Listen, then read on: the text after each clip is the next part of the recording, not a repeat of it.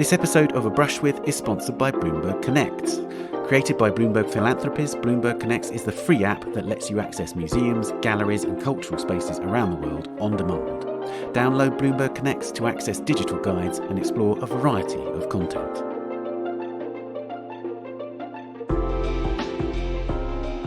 Hello, I'm Ben Luke and welcome to A Brush With, the podcast where I talk to artists about their influences and cultural experiences and how they affect their life and work. Now, one of the questions that I ask each guest on A Brush With is about the living artists that they admire the most. And of course, by the very nature of this podcast, all of the guests that we have are people I admire hugely. But in this episode, I'm speaking to an artist who I've probably admired for longer than almost any other artist. I'm delighted to say that this episode is A Brush With Rachel Whiteread. Rachel was born in Ilford, Essex, just outside London in 1963, and her mother, Patricia Whiteread, was an artist. Rachel initially studied painting at Brighton University, but while she was there she moved to sculpture, and one of the most important moments in that course was when the artist Richard Wilson, who was then part of a generation of artists who were really transforming sculpture in Britain, brought a mobile foundry down to Brighton University, and Rachel took part in this workshop. And what she did was she made the impression of a spoon in sand, removed the spoon and then poured molten metal into the shape left by the spoon. And what she found was that yes, it formed a shape that resembled the curve of a spoon, but was in its own right something mysterious and unique and uncanny. And in a way that has been her sculptural language ever since. And she describes that as her eureka moment. So yes, ever since then, Rachel has been casting objects. She went on to study sculpture at the Slade School of Art in London after Brighton, and very soon after that she had an exhibition in 1988 in a gallery in North London in which she showed the works which are now regarded as her first mature works. So there was a work called Closet, which was the cast of the interior of a wardrobe, which was covered in felt, and then also a work called Torso, which was a plaster cast of the interior of a hot water bottle. And when you see these works today, they still retain this undiminished power. They still are remarkably uncanny objects. So because Closet's covered in felt, it encourages the idea of the wardrobe as a dark space for the imagination of children. One thinks of C.S. Lewis's The Lion, the Witch and the Wardrobe. And then Torso, this cast of a hot water bottle, such a humdrum object, very much evokes a body, hence that title. Now, those works were well received in their own time, but the real breakthrough for Rachel came in 1990 when she showed her work Ghost at the Chisenhale Gallery in East London. In the proposal for that sculpture, she said that she wanted to mummify the air in a room, and that's exactly what she did. She turned the interior space of a room into a huge plaster cast, and what happened when she did that was that everything was in a way reversed. So the light switch became an impression rather than a protrusion, and the fireplace stuck out of the sculpture rather than being a void. And of course, by casting the interior space of the room, Rachel encouraged all sorts of poetic interpretation. So one thought about all the fires that had taken place in that hearth over the many decades that that room had existed, all the hands that had turned on those lights, all the lives lived in that room, the moments of affection, the moments of tension. And straight away, after achieving that remarkable work, which is now in the National Gallery of Art in Washington, Rachel got even more ambitious, and when she was approached by the visionary producers of public art, Art Angel, she immediately said that she wanted to cast a whole house, and in fact that's what she did. It took her a couple of years, and in 1993 the work House was unveiled in Bow in East London. And it's difficult now to remember the scale of controversy that that mammoth sculpture produced in that time. An enormous debate ensued, and there were questions asked in the British Houses of Parliament. It only actually existed for less than 3 months, going up at the end of October and being demolished soon into the following new year.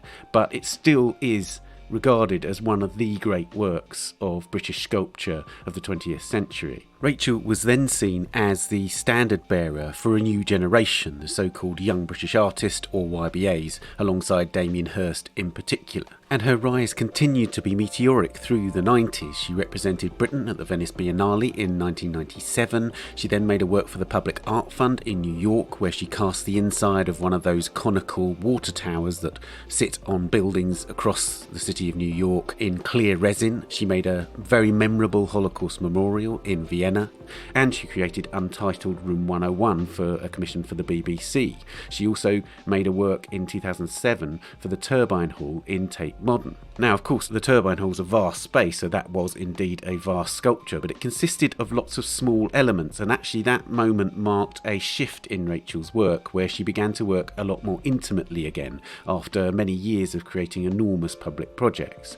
It consisted of lots of casts of the modest cardboard box, and it heralded a return to making for Rachel. She was keen to get away from these enormous productions and to get back to the studio to get her hands dirty again. And this was in keeping with events in her life, which you'll hear her describe a bit later. Rachel loves the studio. She loves being there, experimenting with materials. She's an artist who seems to have a grasp of materials that very few other artists have. She has an instinctive feel for what material is right, not just for the shape of the sculpture, but for the meaning that it conveys. And since the mid-2000s, she's had this sort of parallel practice. On the one hand, these more intimate works, so she's cast things like doors and windows, and those doors have titles which are the dates of the door, so they conjure again a whole world of potential poetic reference. And then the windows are often titled in relation to light and vision, so that one imagines looking through them, but of course they're self-contained sculptures, so they're extremely powerful. And then alongside these more intimate sculptures, she's also doing public sculptures, but much less dramatic ones than she may have done earlier in her career, so she actually calls them shy sculptures, and they are remarkable things. She did a boathouse on the edge of a lake in Norway, for instance, works that she called shacks in the Mojave Desert, and on Governor's Island in New York, in sight of the Statue of Liberty, the cast of the interior of a shed. Rachel's created one of the most consistent bodies of work I can think of over the last 3 decades, as her retrospective in 2017 in London, Vienna, Washington and St. Louis revealed. But before asking about the work, I wanted to go right back to the beginning, and her being the daughter of an artist. She grew up surrounded by her mother's work and in the presence of other artists. So I wanted to know, when did she herself know that she wanted art to be her life?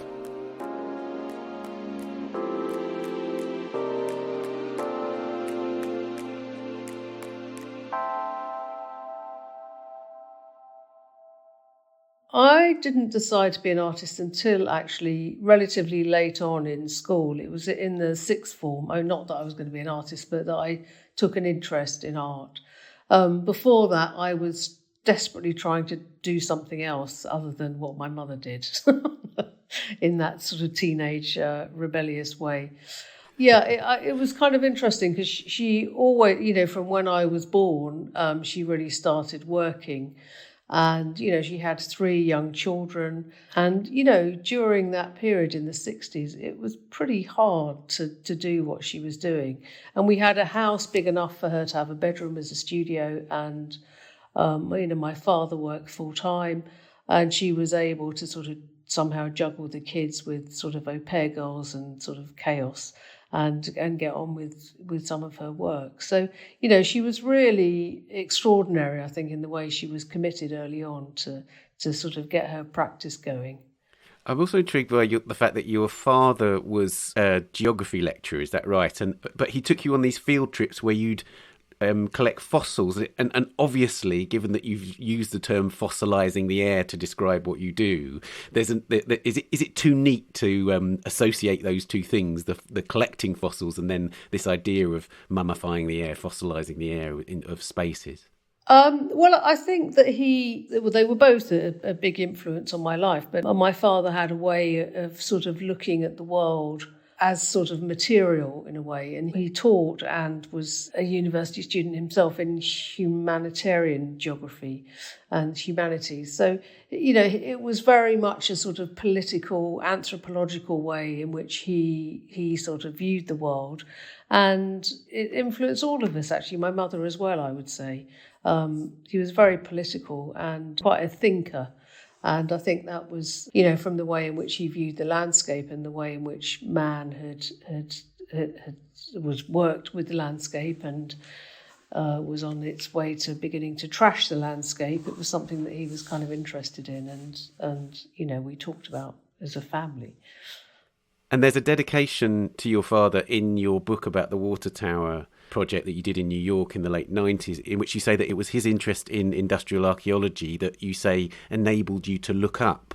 I'm intrigued by that idea. Can you explain a bit more? Well, I think it wasn't just looking up. It was looking down, looking inside and looking around. I think, often we would have family holidays and we'd stop by an interesting mine or an interesting sort of factory or, these things that were industrial marks on the landscape, that were obviously things to do with our sort of economic ability as a country, but also to do with the socialization of communities and, all of those things were very much a part of it. And, the way in which I sort of looked at the water tower was that I called them the sort of tear ducts of New York, and I think that was sort of the way in which we looked at things. They had a reason for being there. I think a lot of people would just take all this sort of industrial sort of junk for granted. But for me, it was something that was a very much a sort of part of my kind of life and my background, actually. Yeah. And I mean, I've always been struck by this balance in your work between the rigour of the objects and the sort of formal power that they have and the way they are utterly autonomous in that sense.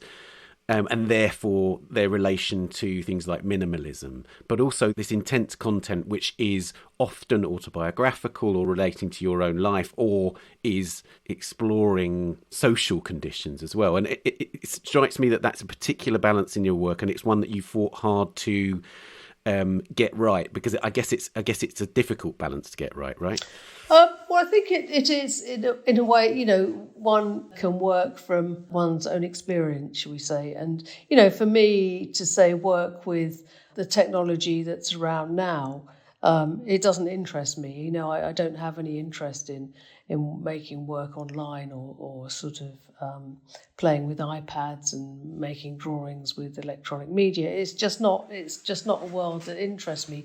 And I don't know if it's because I haven't grown up with it or I'm much more material girl. I would think it has something to do with the fact that as a child there was always art materials around, there was always fossils and stuff around, there were bits and photographs and, family holidays were always, a trip to the landscape, but also a trip to the local dump. It was something that was just as part of what we did as a family. And I kind of pass on to my own kids, actually. It's quite an effective way of looking at the world.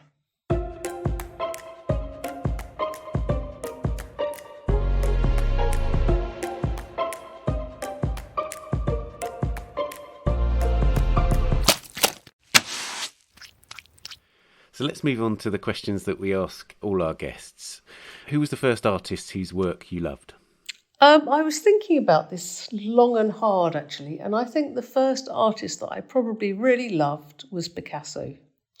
And I say that because when I was 8 years old, I remember doing a school project on Picasso, on his rose period and his blue period. And, I think I'd been to see some paintings and was just sort of moved by them in a way that a child can be. And, my mother had some books around and I remember just sort of leafing through things and seeing that he painted and he made sculptures and he did pots and, and I remember thinking that he was, a kind of jack of all trades, and it was kind of wonderful.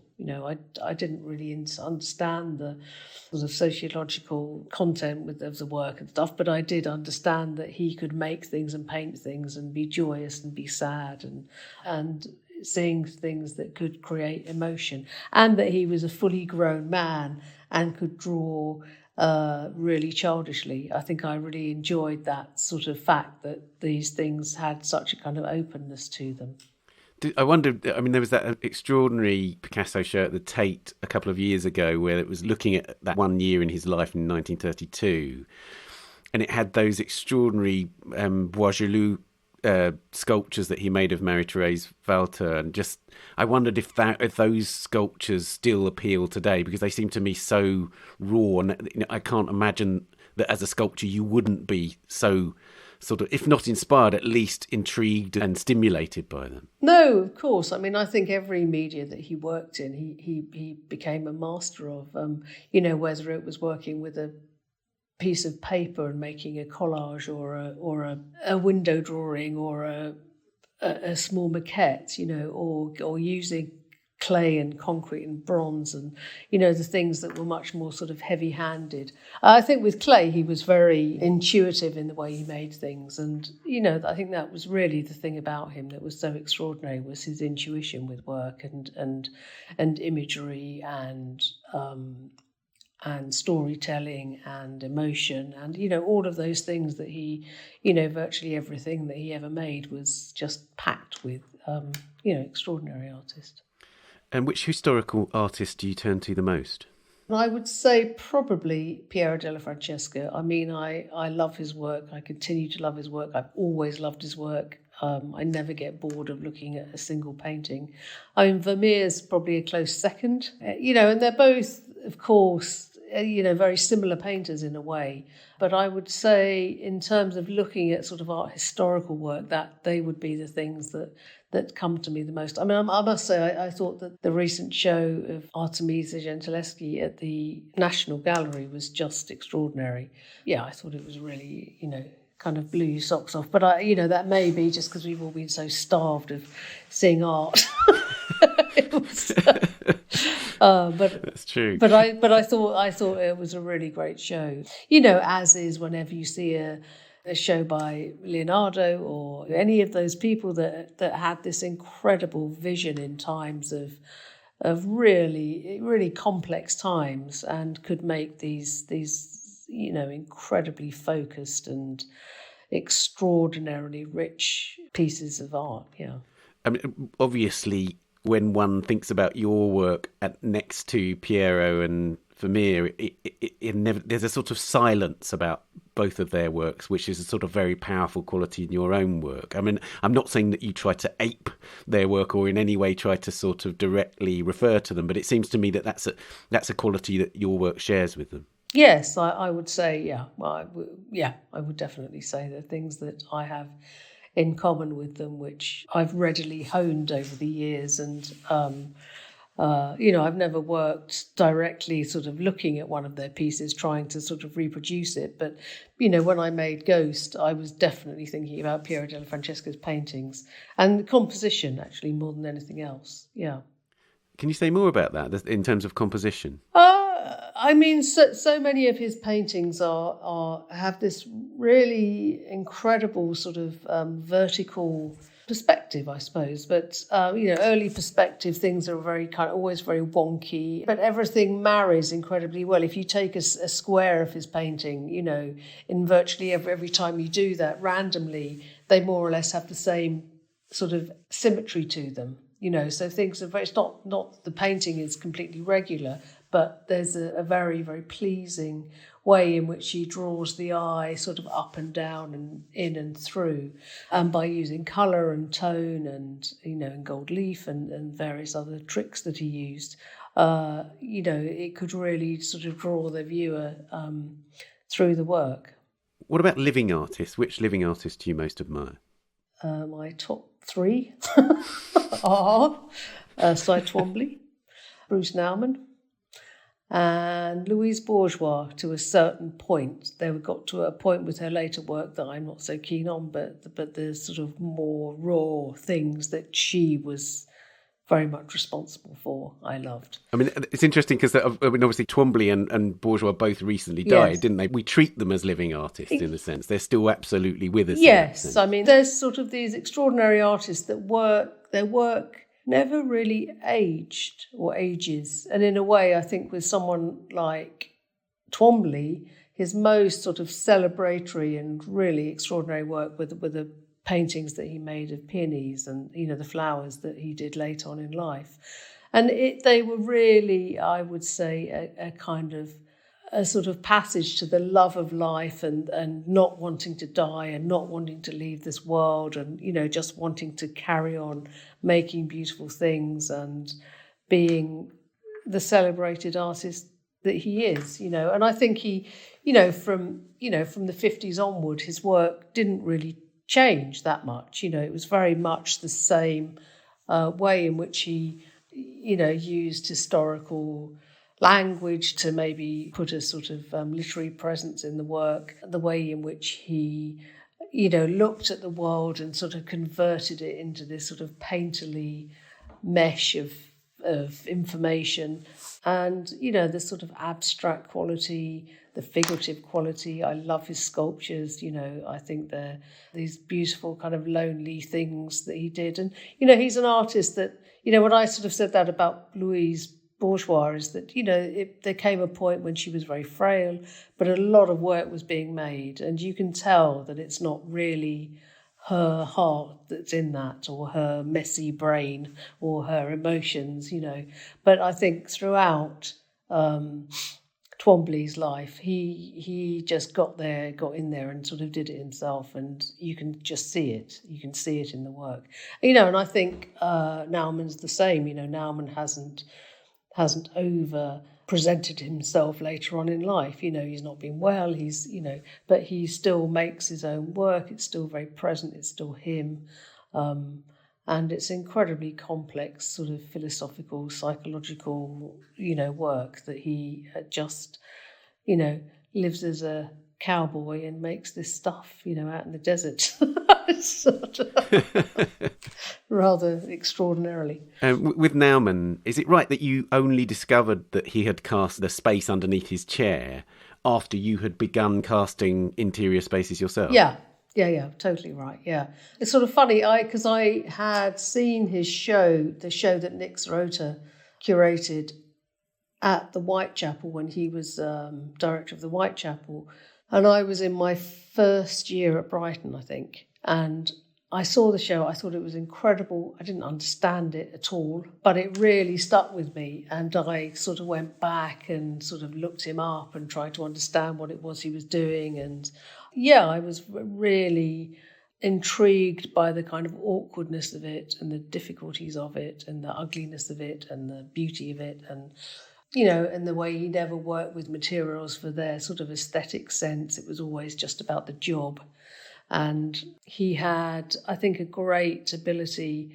Actually, when I was then a student and would come up, we'd do our sort of regular, termly visits to Cork Street and all of the incredible videos, which there's a lot of at the Tate at the moment. And, they were so affecting and so brutal and kind of mind-bending. And, there were all the kids at Brighton at the time, which was where I was doing my degree, there was a sort of dark arts area of fine art. I can't remember what it was called. Every college had a different name for it, but basically the media department. Moving image section or whatever it was called. Yeah. There's always a different name for it. Yeah, video, moving image, exactly, whatever. Yeah. And they were. I like dark arts actually. That's great. They were. They were all trying to sort of make work like that, essentially, but no one could, and no one really knew what it was. And yeah, he was just a master of it, and it influenced 25 years of dark arts. But is it fair to say that when, for instance, when you made 100 Spaces, which is the cast of 100 spaces under chairs made in these beautiful coloured resin, that by then it wasn't an homage to Nauman, but it was done fully in the knowledge that he'd done that work, for instance? Yes, totally. He was aware, and I was aware that he was aware. He'd seen some of my work, and and he congratulated me and said, you've pushed it further than I ever could, and great stuff, sort of thing. So it wasn't like, it was like I was exactly playing homage to the great master. I wanted to ask you a bit about, in terms of living artists, about what it was like to be cast or pigeonholed into this box with the other YBAs, with whom, for instance, many of them you hadn't been to college with. You weren't part of that Goldsmiths group, for instance, but you were in the early 90s put into that box with them. And I wonder what that was like as an artist to be seen as part of a movement, and how loosely you felt you were connected to it, if at all. I certainly felt connected in terms of there being this really rather extraordinary energy. And, I was very suspicious of a lot of the artists early on, I must say. And, I still am, quite frankly. but I think that, there were a number of them that were really good and continue to be really good. And we're all going to have our ups and downs. And some people are still on the up and some people are on the down. And it's just how it is, And but I would say that generally it was a kind of useful umbrella that we were all under. And I think it meant that there was a sort of openness that was given to the sort of fine art practice that there'd never been before, and that people were beginning to understand things in a different way, and it wasn't sort of taking the piss anymore, and it wasn't just those pile of bricks at the Tate, or people were taking on this sort of idea of modern art in a way that I don't think they really had done, and in terms of the general public, and now we have what we have now, which is a sort of extraordinary melee of art and practice, and everyone's a critic, and everyone, I mean, not in the past year because of COVID, but that generally there's this incredible energy about looking at art that there never really was before. I can't say I fully sign up to that personally. I don't think we're all art critics, and I don't think everybody knows everything, and I don't think Banksy's a great artist, which I think he's someone that's sort of come into this thing as a real sort of outsider, and someone that I used to love seeing his little doodlings around Old Street and whatever when I was, 20 years ago. But, the crazy way in which that's developed is a whole other thing. Art and commerce. Yes, exactly. It's connected to the market, isn't it? And I suppose that's the thing, isn't it? That scene, the YBA scene, especially when you look at things like The Fates Worse Than Death in the early 90s, that kind of thing. There was a real kind of homespun DIY aesthetic. There was that energy of just creating shows all over the place in disused spaces. But then as soon as commerce really started getting involved with it in a significant way, it did change the scene, didn't it? Yeah, it did, and I, and not for the better at all, as I'm sure you'd agree. It's just something that happens, I think, and things become diluted when that happens. And with the dilution, people just become lazy, and it's not interesting.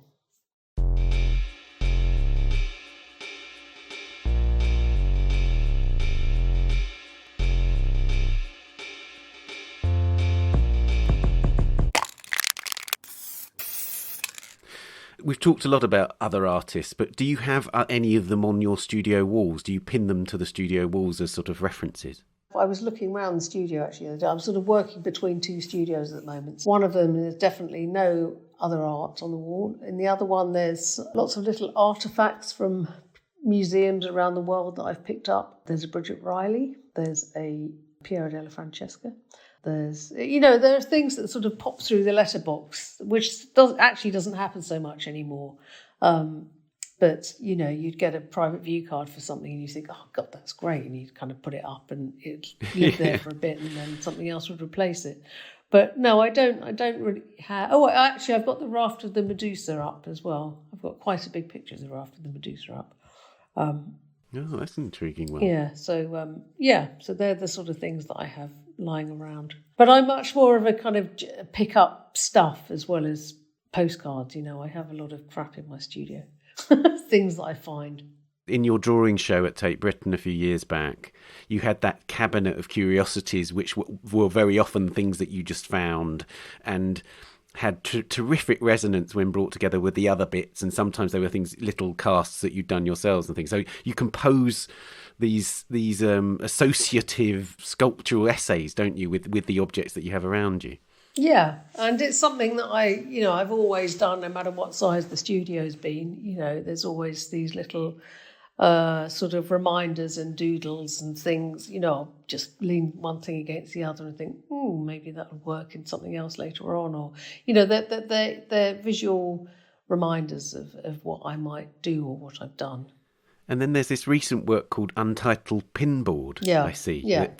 But that's much more about the kind of your own created objects, the photographs you've taken and things like, in a way, the kind of studies for your work, right, that you have on pin boards around you. I mean, I've always got 2 or 3 pin boards up in the studio and they have things on, and some, sometimes, it might be a drawing from 1985 next to a drawing from 2015, and there's sort of visual clues as to what I might do, or it might be a bit of paper which I pin in a certain way so it sort of curls in a certain way on the wall, or so it's always about sort of, I suppose, kind of framing things and place. And it's not that my studio is a sort of domestic place, but my house is kind of similar to my studio in which there's all this sort of stuff around.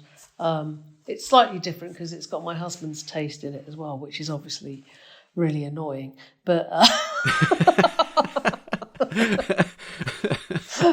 how dare he impose his taste on you? Exactly. So yeah, it's quite funny because I'm always like, do you have to put that there? So yeah, my studio is always, it's just there's visual information around, and there's a lot of it. And I think often people come into the studio and you see their eyes just kind of flicking around the place, thinking, God, she's nuts, all this stuff. Where's that plain wall? Actually, I do have I have bits of, areas where I keep them clear just so that I can go, look into space sometimes and not think about anything.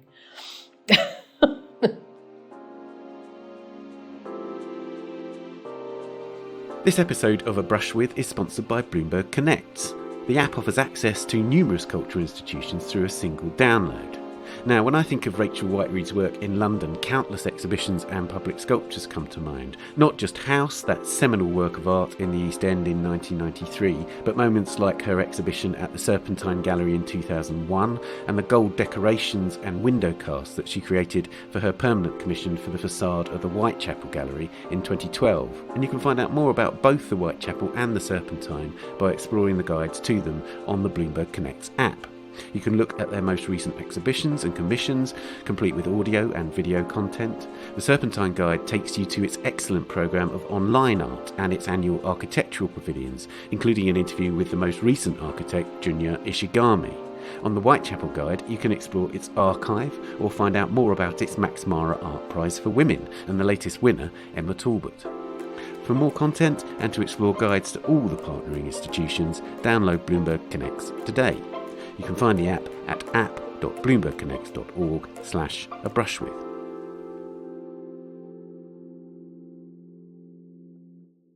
Let's talk about museums and galleries. Which museum or gallery do you visit most frequently? Most frequently, I would probably say the Tate, I would say. I'll never go to Tate Modern, say, and look at the collection and an exhibition. I'll always just go and choose one thing, and because I think it's just a nightmare because it's so big. So I'm quite careful and conscious about how I use that. I mean, I think it's interesting again now that there's so many, and I don't know if this will change sort of post-COVID, but there are so many galleries which have these extraordinary spaces now, and they're all moving closer together again. They're all around Mayfair. I can do it for half a day, any more, for 3 or 4 hours. Any more than that, it just kind of blows your mind. But you can look at some really extraordinary museum standard shows, and you can see 10 of them in a morning, and that's what a gift that is actually in London.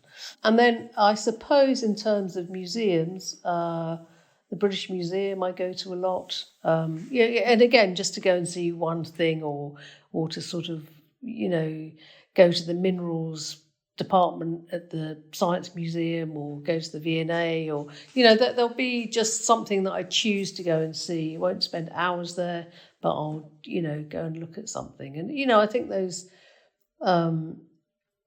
it's always what I do when I travel abroad as well. I'll keep a day to go and look at sort of funny museums, whether they're clock museums or whatever, just because they, I think there's something that tells you so much about sort of culture and the place, and it's kind of interesting.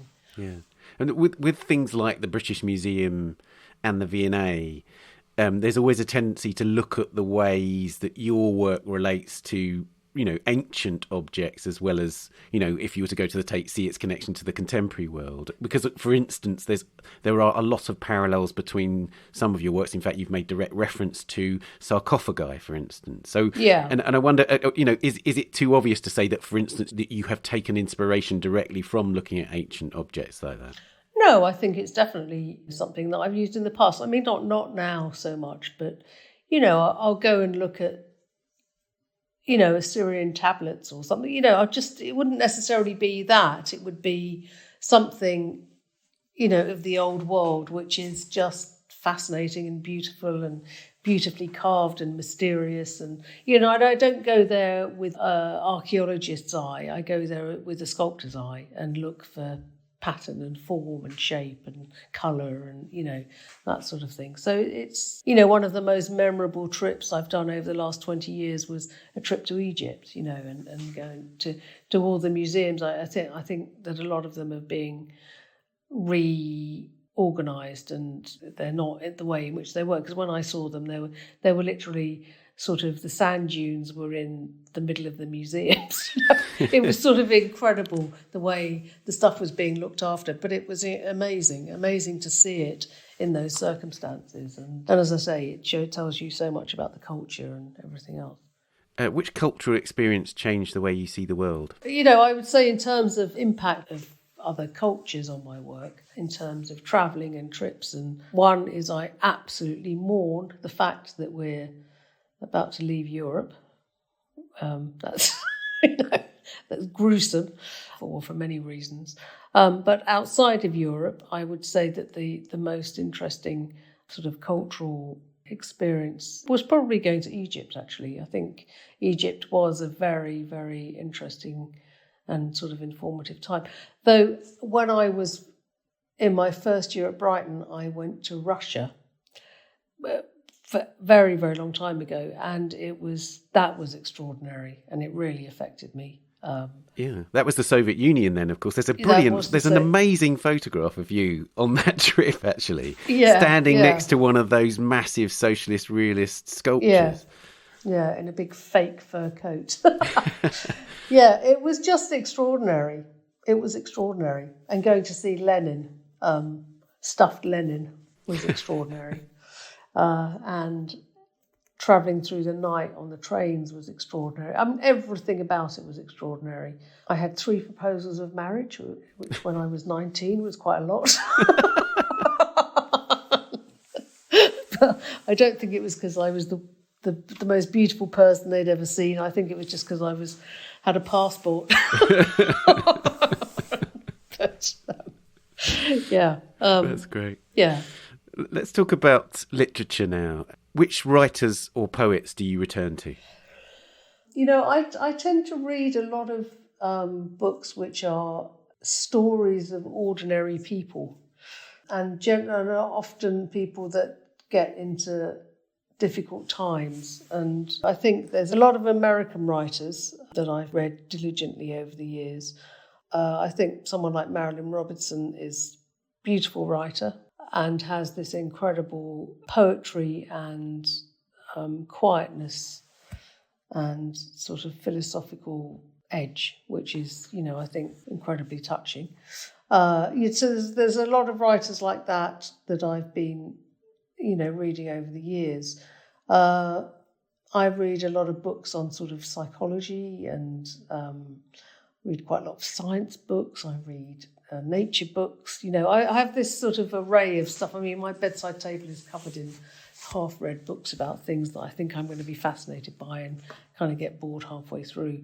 But, so...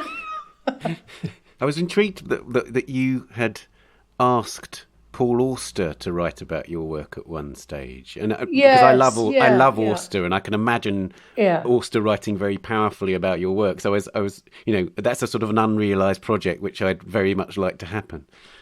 Yeah, I mean, I would too, but he was very reluctant. I remember actually reading that there's a very sort of touching book that he wrote about his father and clearing his father's house, and when his father passed away. And I kind of, it's probably around the same timeline, so it might have been when I asked him, he just thought it was too much in the sort of territory that he was writing about anyway. But, Paul Auster's a good example of a writer that, I've devoured, totally devoured everything that he wrote. And, and that's sort of what I do. I get kind of crushes on novelists and devour them. And, and then, of course, I read Elena Ferrante, which I think every female friend of mine read, and there's poets that I read. There's a very good poet friend of mine, a guy called Mark Waldron, who's a very interesting poet who's also an advertising copywriter. Right. And he's introduced me to a lot of poets, a lot of American poets actually, and I'm still trying to understand a lot of them. It's a sort of way, I find it interesting. With poetry, it's a bit like wine, or it's a bit like contemporary art in the way that, there are these new, young, interesting wineries that make these really interesting wines, and but only 1 in 5 of them are any good. You've got to work out which one it is. And it's a bit like that with art, and it's a bit like that with poetry. So I've been kind of investigating some of his recommendations. One thing that strikes me is that, like, Mark has written about your work. I know there was in your book Detached, which was relating to the show you had a Gagosian a few years ago. There's a poem by Mark in that, and then I know that in another book there's a piece of fiction that A.M. Holmes wrote in sort of thinking about your work, and so your work has always triggered responses from writers and poets. But do you feel like it works the other way too? Do you feel there's literature in the inspiration for your work, if you like? Definitely, yeah. And there's 2 women writers, and they can write a whole story that's actually 3 sentences. And that's something often that I try and do, is make a sculpture that is just 1 sentence, or or feels like that, or a word. So and I think that's where poetry can become very interesting. Is the way things are honed in on to such a degree that it's just the sound of these 2 words touching, or just things that happen in poetry that just don't happen in novels or music, or because it's always the sound of your own voice reading it. And those are the things that I find very exciting about poetry. And it's always great to hear poets reading their own work, actually. One of the things I'm conscious of is that in your titles you can occasionally suggest a sort of dimension that the viewer can sort of open up, if you like, if they choose to have a kind of lyrical interpretation of the work. And certainly that's the case. I mean, with House, for me, I saw that work so many times whilst I was also reading The Waves by Virginia Woolf. So the 2 are sort of very connected in my mind, so and I wonder, that there is a sort of element of suggestion or poetic suggestion in your titles, but you don't want to push that too far and over encourage particular associations or connections, right? Yeah, and it's a fine balance, actually. It's a fine line to be able to do that. And so often I won't title things at all. I'll just untitle them or just call them untitled. But sometimes, I mean, for instance, I made a number of works during the sort of first lockdown period, which I just called them by the month, month of the year. And a lot of people were making work, my lockdown drawings or my COVID works or COVID-19 or, and I'd never wanted to do that. I didn't even really want them to be located in that time, but it's interesting to have a reference to it, I think. So, yeah, exactly that. But, there are other works which have been much more carefully thought about. And early works that I made, so like Closet and Yellow Leaf and Fort and Flap and Mantle and, all of those titles were, very carefully thought about. And, I'd spend hours, going through my thesauruses and my dictionaries and, thumbing through them, yeah. And then there's that sense in which you can, with the doors, for instance, you just had the date alongside, so it was untitled, and then the date from which that door was, and therefore, again, rather like what happens when you just look at the cast spaces, a game of imagining the lives of those who've lived with these things suddenly opens up, and suddenly you're sort of immersed in memory and history, right? Yeah. I mean, it's what I do. I wanted to talk about Orwell because there's if the sort of most overt literary reference in your work is in the work Room 101, which is this huge cast of a room that's at the old broadcasting house, which was the room that Orwell worked in, and then reportedly, prompted him to think of Room 101 in 1984. And I wondered, when you made that work, did you read 1984, or was it not as sort of straightforward as that? Well, I'd obviously read 1984 before, probably a couple of times. I'm very aware of it. And when I was asked about the project, I was given a couple of sentences just explaining what this room was. And I was blown away by it, just as an idea. And, no matter what the room would have looked like, I would have done it, because I just loved the way the two things married together, the sort of process of him having worked there and hated working at the BBC, and it becoming this his sort of angry room.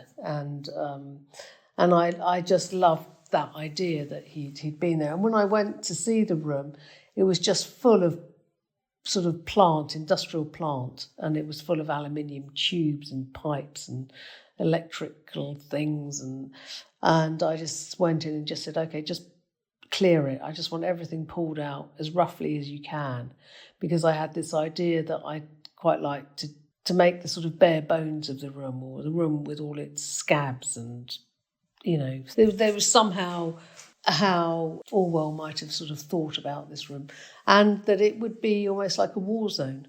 And we carefully, once all the stuff had been pulled out, I then sort of artfully worked with that and touched it up and pulled more things out and, made it into the sculpture that it is now. There's a broken window, isn't there? Yeah, maybe a cracked pane. Yeah, there were certainly bits that were broken, yeah. Lots of bits of bare brickwork and stuff, yeah.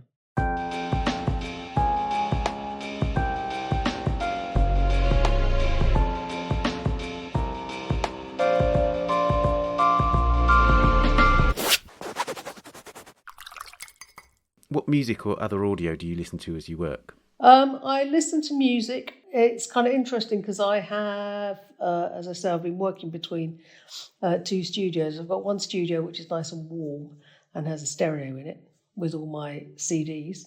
And then I have another studio which is freezing cold, and that I have Spotify. And Spotify I have a real love-hate with, and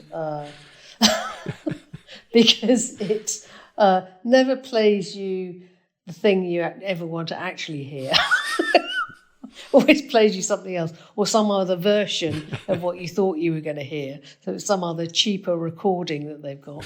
And it always really irritates me. So very often I'll just turn it off after a while. Or if I want to keep warm, I'll, put on some dance tracks and have a little boogie whilst I'm try to warm up a bit. But generally, I listen to a lot of radio. I listen to a lot of Radio 4. I do listen to podcasts, but again, I listen to them sort of part-time. I get a bit annoyed with them, Hopefully people won't get annoyed with this one. I listen to quite a lot of classical music, but it's always in that studio because it's a big studio and you have to wear headphones, and I find that quite claustrophobic. Actually, I much prefer to have an ambient sound with speakers, and quite often I'm in silence. I've got someone who works with me, and he's actually a musician, and he always laughs when he's puts his music on because I hand him this tiny little voice speaker and said, there you go. He can have it sort of, 6 foot away from him maximum, so it doesn't pollute the entire space. Yeah. Are there particular musical artists that you might use to kind of achieve a certain mood, like classical composers or something that you might put on when you know that you need to be particularly concentrated, or that give you a kind of inspiration for a kind of mode of working? I listen to Nick Cave a lot. I listen to PJ Harvey. I listen to Keith Jarrett. My musical tastes haven't really changed for decades. I kind of have always listened to the same things, and occasionally a new artist will come in and you think, wow, that's great, and you listen to it for a bit. But I do generally come back to the same sorts of stuff. In terms of classical music, things like Bach piano concertos, things like that, maybe played by Glenn Gould, or something that sort of has a fast pace, that's not too expansive in terms of going off in all these different places, because you then end up going with it and you don't concentrate. Right. So I quite like listening to sort of plod, because I just plod along with music, and yeah. I listen to a lot of women vocal stuff in early folk music, and I quite like listening to monks singing whilst I'm working. Is there a particular discipline in your daily working life that you see as an essential ritual? I suppose my ritual starts with getting to the studio and having coffee, and then probably having 2 coffees before I actually really get going. I never used to sort of stop for lunch or anything, but as I've got older, I now stop for lunch. I'll go out and get some lunch. Those things that act as pauses in your day, I quite enjoy. I tend to work in the studio, since I've had children, very much a kind of, 8 till 5, 8 till 6, and 5 days a week. I don't go in at the weekend, or very rarely go in at the weekend. We're sometimes away at weekends. We've got a little beach house in Essex, which I go to, and we'll maybe work on some stuff there.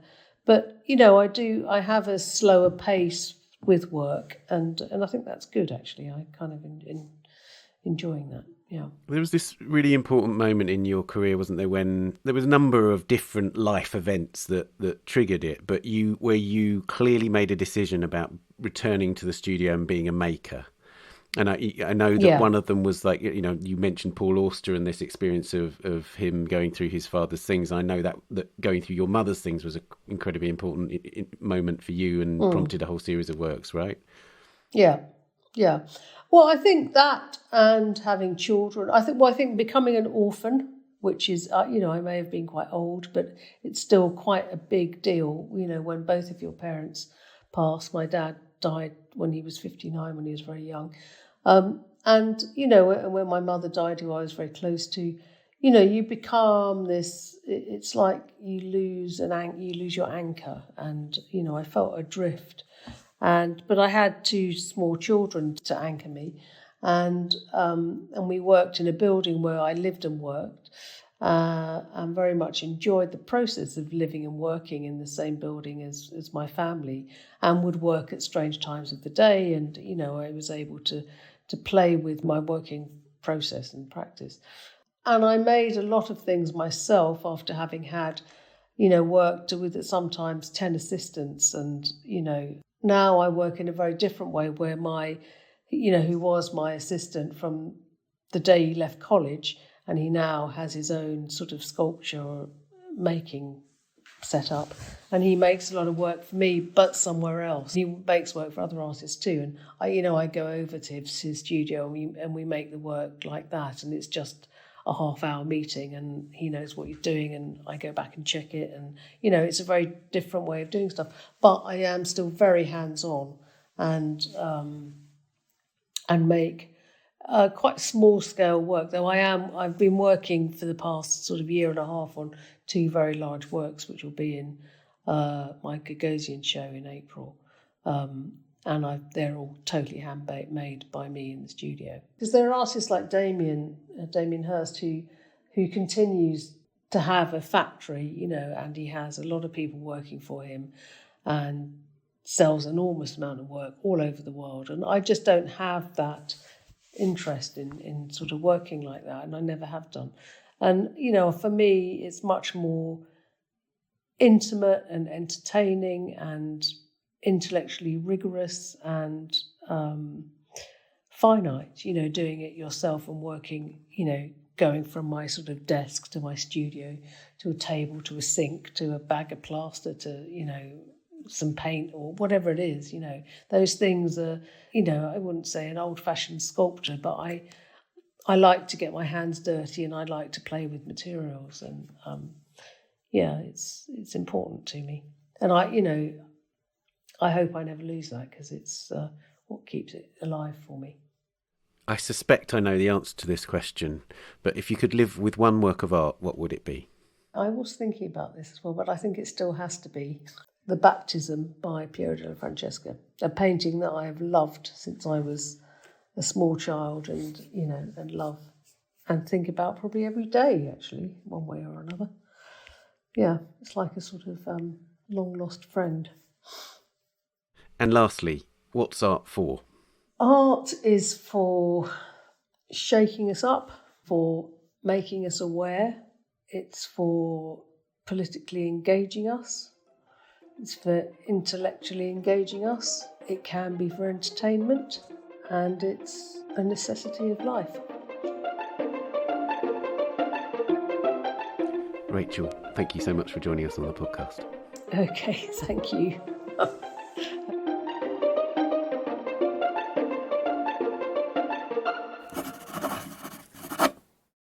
As Rachel mentioned, she has a show at Gagosian, Grosvenor Hill in London in April.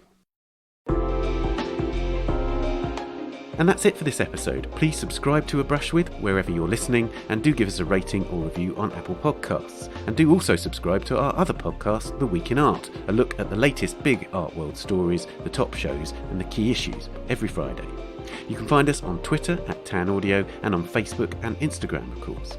Production, editing and sound design on A Brush With are by David Clack, and the producers of the Art Newspaper podcasts are Julia Mihauska and Amy Dawson. Thanks to Henrietta Bentel, Daniela Hathaway and Kabir Jalal. Massive thanks to Rachel Whiteread. We're now taking a break over the holidays. Join us on Wednesday the 13th of January for the next episode of this podcast, and on Friday the 15th of January for the next episode of The Week in Art. Bye for now.